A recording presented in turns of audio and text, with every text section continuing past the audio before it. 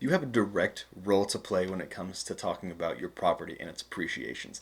But you also have a more indirect method that I even didn't think about until recently. Let's talk about it. What's going on, everybody? Reno Reed of the Reed team with Chartwell Realty in beautiful Kansas City. Now, what is this indirect way that you can impact your property values of yourself, of your neighbors?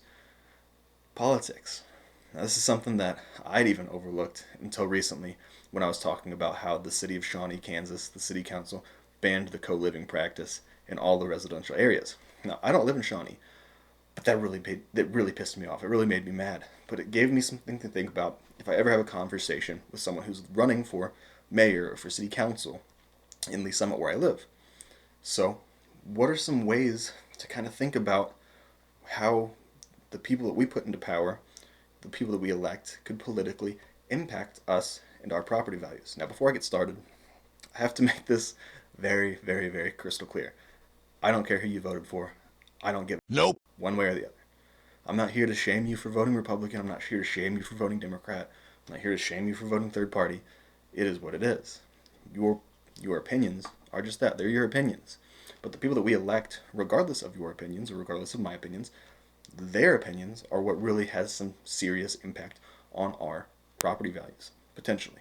Not always, but things to keep in mind. So, what are some of the ways in which they actually impact our property values? Well, of course, the first one is taxes. So, things like roads, things like schools, all tend to get paid for by taxes. Schools, in particular, are paid for by property taxes, right? So it's kind of a little bit of a self-fulfilling prophecy where if you have good schools, you have people wanting to move to those good schools, driving prices up. If the prices go up, the taxes go up, which then in turn gives you more money for the schools, right? So it's a little bit of a self-fulfilling prophecy, but how those taxes are divvied out and potential increases in taxes can go a long way. Now this isn't on a federal level. Taxes are county based and city based. So on as an aggregate, thinking about Cass County or Jackson County or Clay County or Johnson County, these are the groups of people that you're electing to potentially talk about how your prices change on their taxes. So every couple of years, they do a reassessment of the property, basically looking at how the real estate prices are today, comparing that to the value of your house, and that is going to impact what you pay in taxes every year. Again, remember, your mortgage payment is going to stay the same if you're on a 30-year fixed mortgage, which most of us are, especially right now. The areas that it changes are going to be your taxes, again, every couple of years, and your insurance, which we're not here to talk about today. Another aspect in which they can impact the real estate around you is zoning. So, what zoning is the city will come out and say, this area can be used for residential, this can be used for commercial, this can be used for agricultural, and all sorts of different variations. So, they focus essentially on the more restrictive aspect of it. So, residential is more restrictive than commercial. Agricultural is more restrictive than residential. And so, typically, if they do a change in zoning, if they change my neighborhood to a commercial area, uh, so I'll open it up to allow it to be more open for commercial, or to make it more restrictive and make it, this is all going to be agricultural stuff. You're going to be grandfathered in typically, so it's not a huge deal to you, but it could impact the amount of businesses that you see around you. It could impact the amount of farmland you see around you. It could impact the fact that you see more subdivisions coming in around you. So the zoning is not necessarily something that directly impacts you, but it impacts the world around you a lot more so.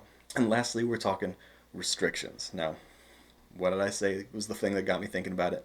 Shawnee's City Council bans the practice of co-living. If you haven't watched my video on that, I will leave a link in the description below. But how can these cities also impact, other restrictions?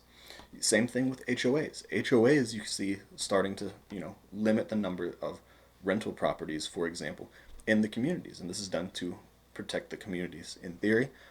Whether you are for it or against it, these are some restrictions that could come into play. If you have a residential property that you've been renting out and they say, you know what, we're not going to allow rentals here anymore, that's going to directly impact you. So it is important to understand who you are electing, who are the people on your board, and to have those conversations whether you're for or against something. Let your voice be heard, and then potentially protect your investment, potentially protect the investment of the people around you. These are all important aspects, and I really wish that there was no political, end. I wish it was just, it is what it is. Politics can get very annoying and turn a lot of people off, and so I don't necessarily want to do that for you. But if you are interested in potential changes of you in your community, in your community's properties and real estate, make your voice heard, whether that be in meetings, one-to-ones, or at the ballot box. If you're looking to buy or sell a house in the near future, let me know. I'd love to help facilitate that for you. While you're here, go ahead, click the links down below. Follow me on my socials. Go ahead, shoot me a text, an email, direct message, anything shy smoke signals, and I will see you guys next time.